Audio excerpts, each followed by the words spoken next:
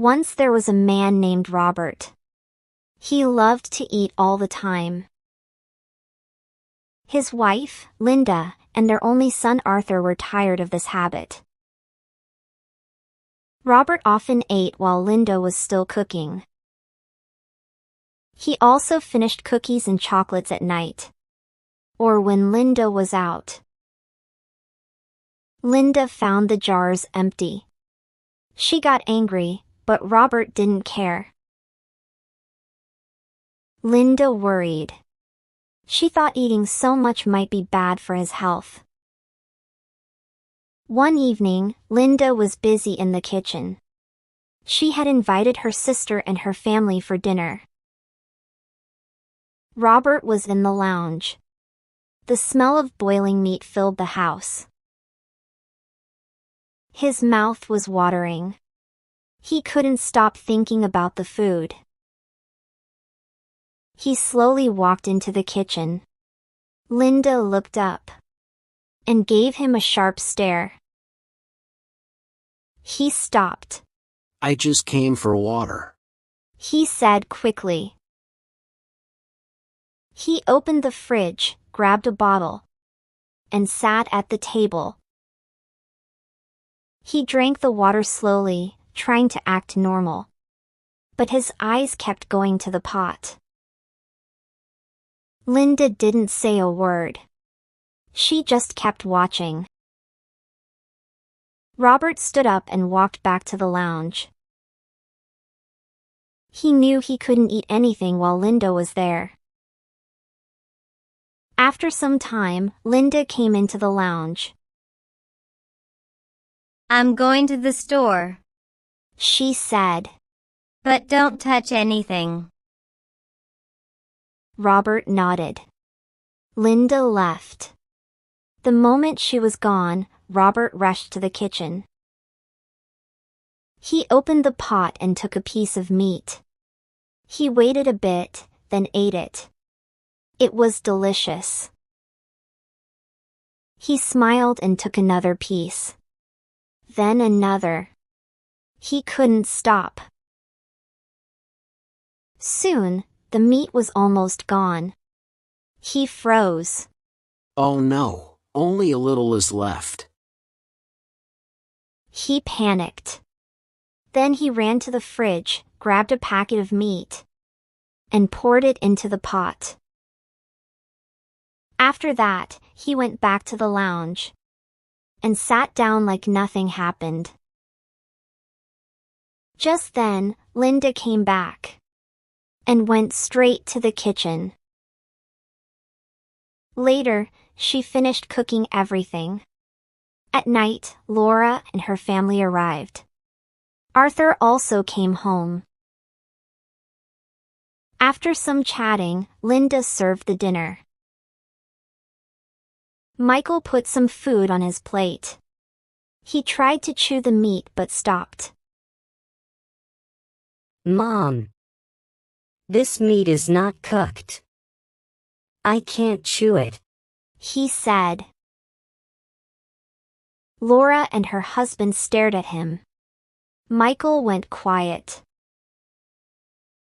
Laura picked up a piece and took a bite. She tried to chew but couldn't. Some pieces were fine, but most were still raw. Laura looked at Robert. He was leaning over his plate. She raised an eyebrow. Something's not right, she thought. Around the table, others were having trouble chewing too. No one spoke, but the room was full of awkward silence. After dinner, Linda made tea. When the guests left, she went to check the fridge. The meat packet was gone. I knew it, she said to herself. She walked into the lounge and shouted, Robert! Did you eat the boiled meat? Robert looked nervous. No, no. My dear, he said, trying to smile. Arthur came out of his room. Linda kept shouting. You eat so many things. You're always hungry. Arthur said, Mom, please. The neighbors might hear you.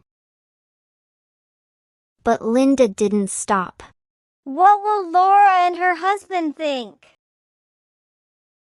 Robert quietly stood up and walked to the bedroom. Arthur sighed and went back to his room. Linda fell on the sofa. She was very upset. One evening, Linda sat beside Arthur.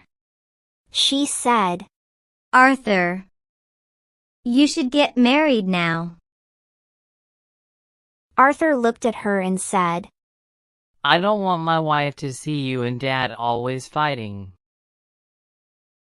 Robert jumped in. No, dear. We won't fight anymore. I promise. Linda nodded. It won't happen again.